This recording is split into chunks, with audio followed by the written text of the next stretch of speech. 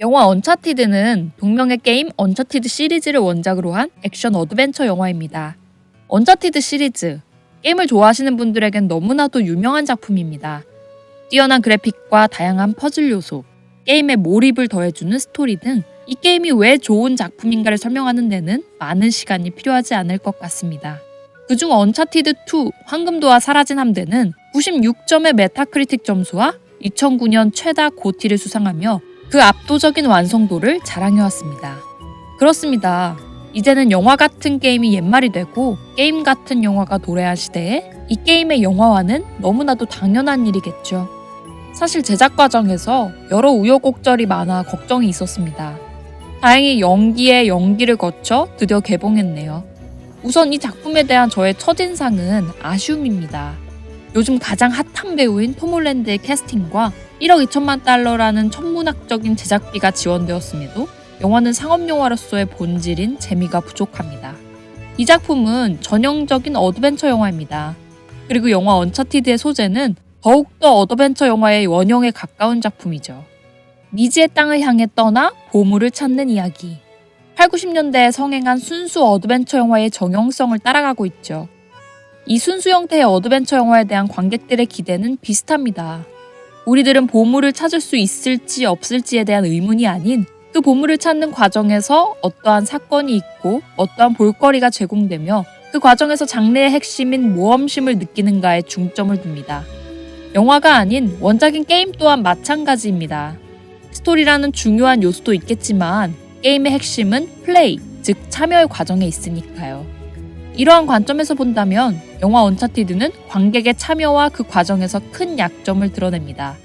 결말이 어떻고 영화의 메시지가 어떻든 간에 그 과정이 재미있어야 하는데 지나치게 원형을 따라가다 보니 상투성이라는 함정에 발목이 잡혀버리죠.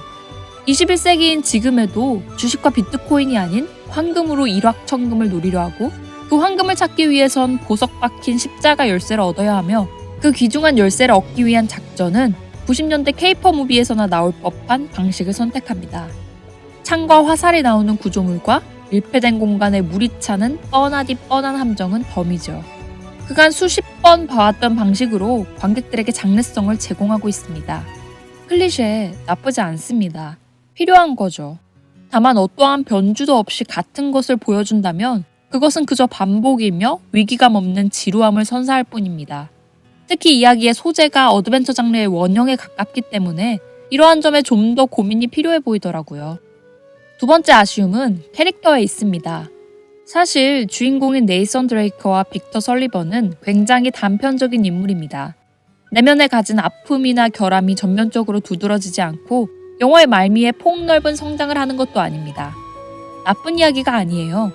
캐릭터의 폭은 줄이고 영화의 사건과 장르성에 집중하는 오히려 상업영화에서 가장 많이 사용하는 방식이죠.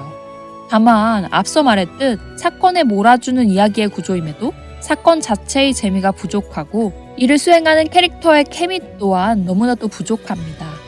이에 대한 원인은 바로 또 다른 캐릭터 클로에 프레이저에 있습니다. 두 명의 주인공에게 동질감을 만들고 케미를 형성해야 할 시간을 프레이저라는 캐릭터가 나눠 먹고 있는 형국입니다. 한 명에 집중해도 모자랄 시간을 어설픈 러브라인과 인물의 과거사로 채우고 있죠. 게다가 가장 큰 문제는 영화의 내적인 핵심 갈등이 프레이저와는 거리가 멀고 영화의 중반부엔 이 캐릭터가 퇴장하는 것에 있습니다.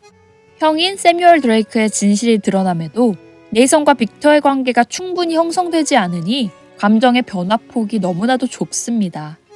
별로 안 친한데 뭐 그럴 수 있지 같은 기분이랄까요? 그리고 막상 주인공과의 시간을 프레이저에게 몰아줬는데 그 인물은 클라이맥스에서 얼굴도 안 비추니 이럴 거면 왜? 라는 생각이 들더라고요. 프레이저라는 캐릭터는 없어져야 될 인물입니다. 이 캐릭터가 하고 있던 조력자의 역할은 설리번이 해야 했고 이 캐릭터가 하는 러브라인은 설리번과의 케미스트리를 만드는 것에 집중해야 했죠. 그 외에도 브래독과 몽카다의 악역 캐릭터가 아쉽습니다. 본질적으로 악역 캐릭터는 가로막는 것에 의미가 있습니다. 주인공의 사건 해결 의지를 꺾고 목표를 향한 난이도를 높여야 해결했을 때의 카타르시스가 크죠. 그런데 로켓단 수준의 성공률을 가진 브래독이 어떤 위기감을 관객들에게 제공할까요? 시종일관 무게만 잡고 카리스마를 몰아받았음에도 허무한 퇴장을 보인 몽카다를 보면 관객들은 어떠한 희열을 느낄 수 있을까요? 그간 조커와 타노스, 좀 더 앞서 스탠스필드, 한국의 이우진이란 악역이 지금까지도 기억에 남는 건 한순간이라도 주인공을 압도하고 그 주인공과의 힘의 균형이 절묘하게 맞아떨어졌기에 가능했던 것입니다. 지금의 두 악역은 장애물 1, 2, 그 이상의 역할도 하지 못하고 있어요. 영화의 재미를 반감시키는 큰 요소 중 하나일 것입니다. 그럼에도 이 영화 또한 몇 가지 장점이 있습니다. 그래도 중반부 이후부턴 새로운 볼거리를 제공합니다. 게임에서의 명장면을 잘 재현하고 있고요. 베이비페이스의 근육질 몸을 가진 톰 홀랜드의 액션 또한 매끄럽게 빠졌습니다. 바텐더라는 직업을 이용한 액션은 인상 깊더라고요. 또한 클라이맥스 한 시퀀스만 잘라낸다면 헐리우드의 기술력과 자본력이 그대로 느껴집니다. 시나리오를 아무리 잘 써도 자본과 기술이 없다면 스케일만큼은 만들 순 없겠죠. 상상 속에서만 있던 그림이 큰 스크린을 통해 눈앞에 펼쳐진다는 건 이 영화의 가장 큰 장점일 겁니다.